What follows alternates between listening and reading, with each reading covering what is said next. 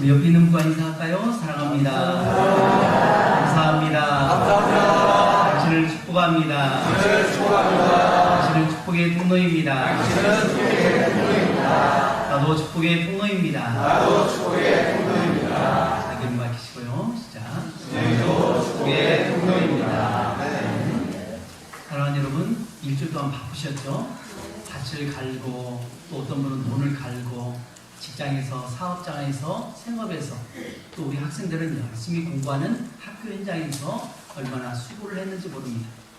나름대로 열심히 살아가지만 그 삶이 과연 무엇을 위해 한 삶인지를 우리가 명백히 알고 살아간 사람과 그냥 하루가 되었으니 내게 주어진 것이니까 그냥 마치 다람쥐 쳇바퀴 돌듯이 그렇게 무의미하게 보내는 그런 인생이 아니라 내가 살아가는 이 하루의 삶이 과연 어떤 삶인지, 무엇을 위한 삶인지, 나는 무엇을 위해 살고 나는 무엇을 위해서 헌신하며 살아가는지를 정확하게 알고 하루를 살더라도 잠시를 살더라도 잠시 일을 하더라도 최선을 다하는 저와 여러분 되시길 주님 여러분 축복합니다.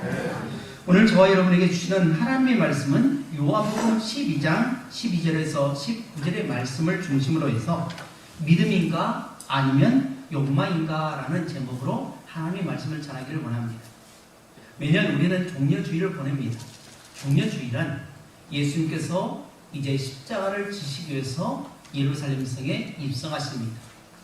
그러자 많은 사람들은 나귀를 타고 한 번도 타보지 않은 이 나귀를, 어린 나귀를 타고 입성하신 예수님의 모습을 보면서 스가랴 선지자가 예언했던 바로 나귀 타고 입성하신 그분이 바로 메시아라는 것을 밝히 드러내면서 이제 예루살렘 성에 입성하십니다. 그러자 많은 사람들이 자기 옷을 벗어서 어떤 사람은 나귀 등에, 어떤 사람은 또 거리에다가 그것을 펴면서 예수님을 맞이합니다. 또 어떤 사람은 종려 가지를 들어 외치면서 그리고 종려 가지를 모으면서 함성을 칩니다. 호산나 다윗의 자손이여 하면서 우리를 구원하소서라고 합니다. 그들의 모습에는 지금 예수님을 어떤 모습으로 보느냐? 드디어 때가 왔다는 겁니다. 식민지로 고통받는 이스라엘 백성들에게 드디어 예수님께서 유대 땅의 왕으로 등극하심을 말미암아 우리가 고통받고 있는 이 어려운 상황 속에서 우리를 드디어 해방시켜줄 그러한 독립군, 독립투사로 그렇게 오고 있는 것입니다. 그러나 예수님은 그런 모습으로 오지 않으셨습니다. 그들의 생각과 욕망과 그들의 열정에 비해서 예수님은 철저하게 하나님의 말씀에 순종해서 하나님께서 그토록 원하셨던 악한 죄악으로 말미암아 죽어가는 수많은 영혼을 구원하기 위해서 자기 한 몸 기꺼이 십자가에 못 박아 드림으로 말미암아 인류의 죄값을 담당하기 위해서 오신 그런 위대한 입성이었습니다. 그래서 오늘 저는 이 예수님의 입성하시는 모습을 통해서 과연 우리는 믿음의 눈으로 바라보며 환호성을 지르고 있는지 아니면 나의 욕망, 나의 열망, 내가 추구하는 것이 드디어 이루어졌다고 하는 그런 기대감에 의해서 부르짖는 그런 환호성인지 우리가 구분하기를 원하자는 겁니다. 이때 이들의 모습은 바로 오늘 나의 모습입니다. 예수 믿고 모든 일이 다 잘 풀릴 걸로 생각하고 내가 기도하면 내가 그동안 간절히 기도하고 소원하면 언제든지 들어주시마 하시는 그 말씀이 내 중심적으로 내 뜻대로 마치 세상 사람들이 우상을 만들어 놓고 그곳에다 복을 비는 것 같이 예수님을 하나님으로 받아들이지 않고 예수님을 나의 구주로 받아들이지 않고 나의 어떤 소원을 이루어주기 위한 하나의 도구로 생각해버린 전락시키는 그러한 수많은 그리스도인들 아니 오늘 우리의 모습을 보여주고 있다는 것입니다. 그래서 종려주의를 맞이해서 이 종려주의의 수많은 성도들이 예배를 드리면서 진정을 우리는 어떤 모습으로 신앙생활하는가 라고 하는 것을 다시 한번 깨닫는 시간이 바로 종려주의라고 할 수 있습니다. 과연 무엇을 위한 목적으로 예수님께서 예루살렘 성에 입성하셨는가를 밝히 알아가고 우리는 다시는 이스라엘 백성들과 같은 과거의 모습처럼 그렇게 엉뚱한 그러한 욕망을 가지고 부르짖는 존재가 아니라 하나님의 영광을 위해서 나 또한 예수님처럼 묵묵히 순종하며 주의 길을 걸어가겠다. 나 또한 하나님의 영광을 위해서 살아가겠다는 그런 결단의 모습으로 나가는 그러한 종려 주일이 되시길 주님 이름으로 축복합니다. 그렇다면 오늘 말씀을 통해서 우리에게 주시는 교훈은 무엇일까라고 할 때 세 가지를 말씀드리기 원합니다. 첫 번째로는 믿음을 가장한 욕망인가? 라고 하는 질문입니다. 이것이 13절 말씀이고요. 두 번째로 순종의 길을 걸으신 겸손하신 예수님의 모습이 바로 14절의 모습입니다. 그리고 세 번째로 욕망에서 믿음으로 변화되어야 한다는 것이 16절의 말씀입니다. 먼저 첫 번째를 살펴봅니다. 첫 번째로 믿음을 가장한 욕망인가 하는 그 질문입니다. 우리 다 같이 13절 말씀 함께 공독하도록 하겠습니다. 13절 말씀이요. 시작. 종려나무 가지를 가지고 맞으러 나가 외치되 호산나 찬송하리로다. 주의 이름으로 오시는 이 곧 이스라엘 왕이시여 하더라. 아멘. 예루살렘에 나귀를 타고 입성하시는 모습을 보면서 수많은 무리들이 환호성을 부르면서 예수님을 극진하게 맞이하고 있습니다. 또한 제자들 역시 매우 흥분되어 있습니다. 3년이라는 오랜 기간을 지나고 나서 떠돌이 생활을 하다가 드디어 왕국에 들어가게 된다고 하는 것입니다. 3월 9일에 대통령 선거가 있었습니다. 대통령 선거를 할 때 곳곳으로 돌아다니면서 목이 쉬고 또 열정적으로 선거 활동을 하다가 한편은 이제 패배하고 한편은 이제 승리해서 청와대 그리고 여당이 되어서 일을 하게 됩니다. 그때 기분이 어떨까요? 승리한 사람의 기분이 어떨까요? 야, 그동안 고생한 보람이 있다. 내가 참 줄을 잘 썼다.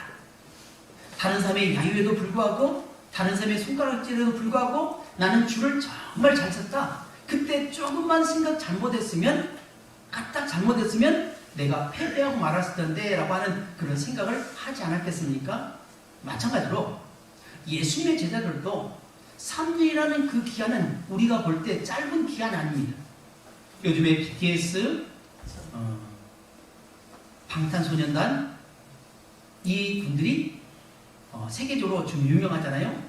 국위선양을 합니다. 그래서 이 사람들을 변력 면제를 시켜줘야 하느냐 말아야 되냐 하는 그런 이슈에 지금 한참 대두되는 그런 가운데 있습니다. 왜 이 방탄소년단이 군대를 가지 않고 면제를 받아야 된다고 하는 사람들의 무리와 또 그렇지 않은 사람의 무리가 있을까요? 또 당사자들은 어쩌든지 면제받고 싶은 마음이 아마 속마음일 것입니다. 1년 8개월 동안, 18개월 동안 군복무한다는 것이 쉬운 것이 아니죠. 짧은 기간이 아닙니다. 하물며 3년이라는 이 36개월 동안 제자들이 방랑자 생활을 합니다. 많은 천대를 받았고 그리고 존귀의 함을 받기보다는 오히려 많은 어려움을 당했습니다. 손가락질을 당하기도 하고 때로는 많은 비판도 받습니다. 잘한 일에도 불구하고 그들은 예수님의 하신 일 때문에 많은 고난을 당했습니다. 고초를 당했습니다. 집 없이 떠돌이 생활을 합니다. 그런 삶 가운데 이제 드디어 예수님께서 나귀를 타고 구약의 스가랴 선지자를 비롯해서 수많은 선지자들이 예언했던 대로 예루살렘 세계에 입성하시게 된 겁니다. 그래서 그들은 잔뜩 공분되어 있는 상태입니다. 잔뜩 흥분되어 있는 상태입니다. 야, 드디어 때가 왔다. 고생한 보람이 있다. 내가 예수님의 제자가 된 것이 얼마나 자랑스러울까라고 하는 그런 생각 가운데 많은 사람들의 환호와 박수와 갈채 속에서 그런 무리들의 환호 속에서 얼마나 흥분이 되었을까요? 야, 잘했다.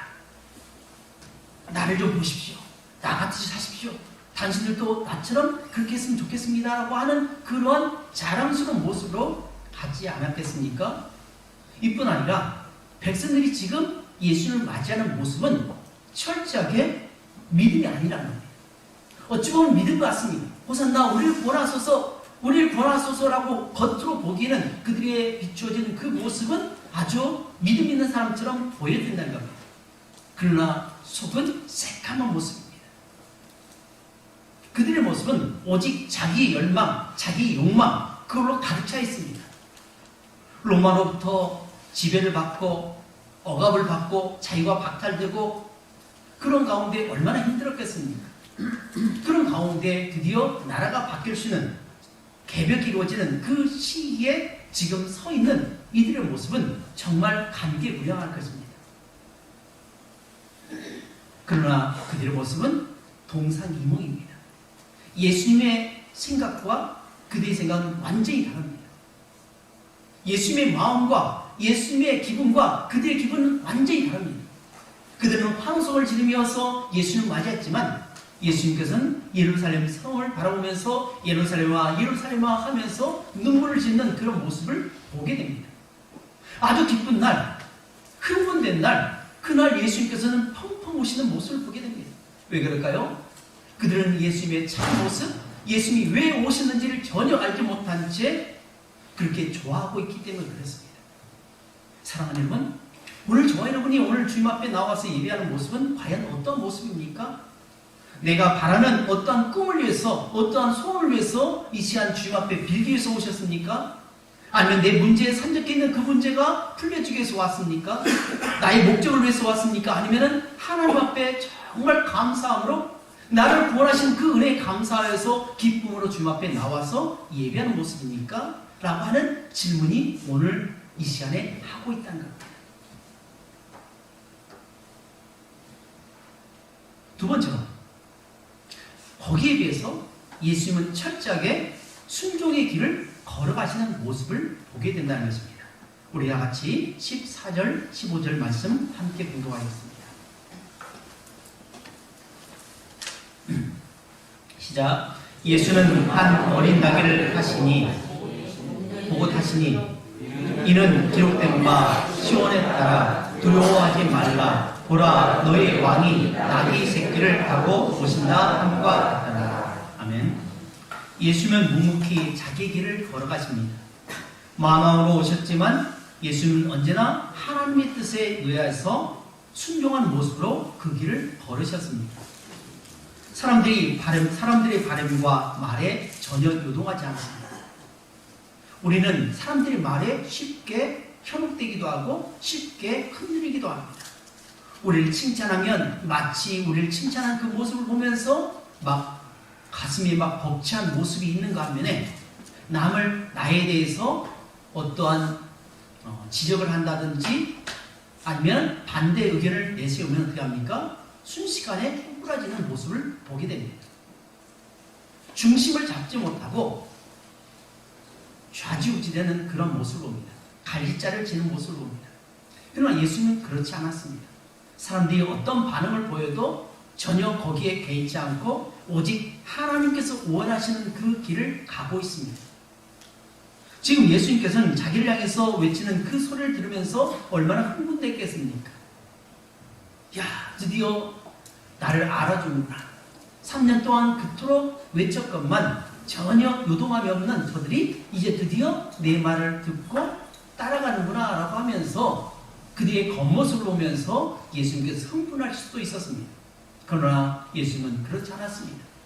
그들이 아무리 외쳐도 또 한쪽에서는 반대를 외쳐도 바리새인과 서기관과 장로들이 자기를 죽이려고 하는 그런 억압 속에서도 예수님은 결코 흔들리지 않고 오직 주님께서 가야 할 그 길을 가셨다는 겁니다.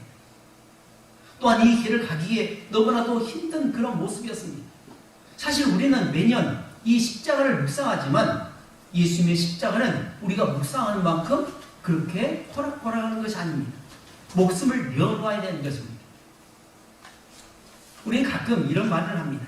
아, 코로나, 오미크론 간단해요. 잠시 감기 기운이 있고 그냥 넘어갈 수 있습니다 라고 말을 하지만 실상 오미크론에 감염돼서 고통받는 사람들의 말을 들으면 정말 죽다 살아난 것처럼 힘들어하는 사람들도 있습니다. 마찬가지로 이 예수님의 십자가는 그냥 묵상한 것이 아닙니다. 예수님은 실제로 자기 목숨을 내어놓고 인류의 죄값을 위해서 그 길을 담당하셨습니다. 그래서 너무나도 힘든 그러한 육적인 인간의 몸을 입고 오신 예수님이시니라 예수님도 할 수만 있으면 이 잔을 내게서 옮기시옵소서라고 말합니다.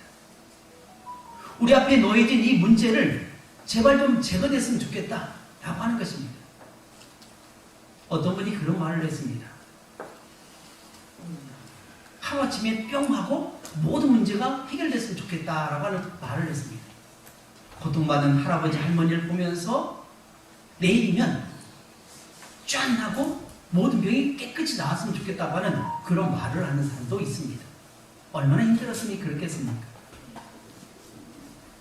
그만큼 예수님도 그것이 그 잔이 옮겨지기를 바라는 그런 인간적인 모습도 보여주셨지만 그런데 예수님께서 철저하게 땀방울이 핏방울을 내듯이 간절히 기도하셨습니다. 그러나 내 뜻대로 하지 마옵시고 아버지의 뜻대로 되기를 원합니다 라고 하시면서 철저하게 예수님의 모습은 하나님의 말씀에 순종했다는 것입니다. 이미 예언된 구약에 예언된 그것을 성취하시는 예수님의 참 모습을 보게 된다는 것입니다. 그러므로 오늘 저와 여러분이 먹든지 마시든지 무엇을 하든지 하나님의 영광을 위해 하라. 너희는 먼저 그의 나라와 그의 의를 구하라 라고 말씀하신 것이 그냥 우리 입술로만 주어지는 그러한 고백이 아니라 우리의 삶의 모습으로 정말 하나님의 영광을 위해서 내가 가야 할 그 길을 걸어가시길 주님 여러분으로 축복합니다. 주부로서 걸어가야 할 그 십자가가 있습니다. 가장으로서 어깨에 메어야 할 무거운 짐들이 있을 것입니다. 또 직장에서 직원으로서 혹은 사장님으로서 사업을 하는 사람으로서 또 학업을 하는 그 학생들로서 또 교회의 직분을 맡은 직분자로서 내가 감당해야 할 그 직분들이 있다는 겁니다. 이 직분들을 나는 눈치 보지 않고 오직 코람되어 정신을 가지고 나는 하나님 앞에 있습니다. 나는 하나님 앞에 있습니다. 라고 하는 그런 고백 가운데 묵묵히 순종하며 나가는 우리 모든 성도님 되시길 주님 이름으로 축복합니다. 세 번째로는 욕망에서 믿음으로 변화되어야 한다는 것입니다. 우리 다 같이 16절 말씀 함께 공부하겠습니다. 시작. 제자들은 처음에 이 일을 깨닫지 못하였다가 예수께서 영광을 얻으신 후에야 이것이 예수께 대하여 기록된 것임과 사람들이 예수께 이같이 한 것임을 생각나더라. 아멘. 제자들은 참 흥분되었습니다. 3년이라는 오랜 세월을 고생한 보람이 있다고 생각했습니다. 예수님께서 이스라엘의 완전한 독립국가를 이루시고 예수님이 왕으로 등극하시면 드디어 한 자리 차지하겠다고 그러한 기대를 가지고 나아갑니다. 그런데 이들의 욕망과는 달리 예수님은 힘없이 십자가에 못 박혀 죽으십니다. 많은 환호성이 있는 가운데 호산나 호산나 환호성이 있는 가운데 그렇게 영광을 받으셨지만 그들이 하루아침에 돌아서게 된 겁니다. 그리고 예수님을 십자가에 못 박으러 합니다. 왜 백성들은 그렇게 외쳤을까요? 뒤에서 대제사장과 서기관 이 사람들이 주동해서 그럴까요? 물론 그런 것도 있습니다. 그렇지만 그들 마음 중심에 어떤 것이 있었느냐? 이 사람이야말로 이분이야말로 구약에 예언됐던 그 메시아다. 다윗과 같은 강력한 정치적인 메시아가 탄생함으로 말미암아 우리의 어려운 문제를 해결해 줄 것이다 라고 기대했는데 예수님께서 힘없이 십자가에 못 박혀 버리신 그런 모습을 보면서 그들은 절망에 빠진 겁니다. 자기의 기대감에 차지 않으니까 어떻게 합니까? 하루아침에 돌아서 버립니다. 요즘에도 무슨 파가 있다가 그 사람들이 돌아서는 모습이잖아요. 그들의 기대와 자신의 기대에 걸맞지 않으니까 어떻게 합니까? 과감하게 돌아서 버린 모습, 바로 이스라엘 백성들의 모습이었고 오늘 저와 여러분의 모습이었다는 겁니다. 예수님의 제자도 마찬가지였습니다. 예수님께서 힘없이 십자가에 못 박혀 죽으시자 그들은 절망하고 각자 자기 길로 걸어갑니다. 그러다가 그들이 부활하신 예수님, 죽은 자 가운데 사흘 만에 부활하신다고 예수님께서 말씀하신 대로 예수님께서 부활하셨고, 또한 오순절에 성령이 강력하게 바람의 소리와 같이 불의 혀처럼 그렇게 강력하게 맞아 그들은 각자의 방언을 통해서 예수님은 살아계신 분입니다, 예수님 부활하셨습니다라고 담대히 증거할 수 있는 그러한 사람으로 변화되었다는 것입니다. 뭘 말합니까? 믿음이 없을 때는 눈에 보인 것으로 만족합니다. 믿음이 없을 때는 하나님의 뜻보다는 나의 욕망을 위해서 살아간다는 것입니다. 그러나 믿음이 들어가니까, 믿음이 생기니까 그들이 변화되어 간다는 것입니다. 오늘 저와 여러분들도 마찬가지입니다. 아직까지 믿음이 아직 연약한 분도 있고, 믿음이 있지만 환경에서 흔들린 분들이 있습니다.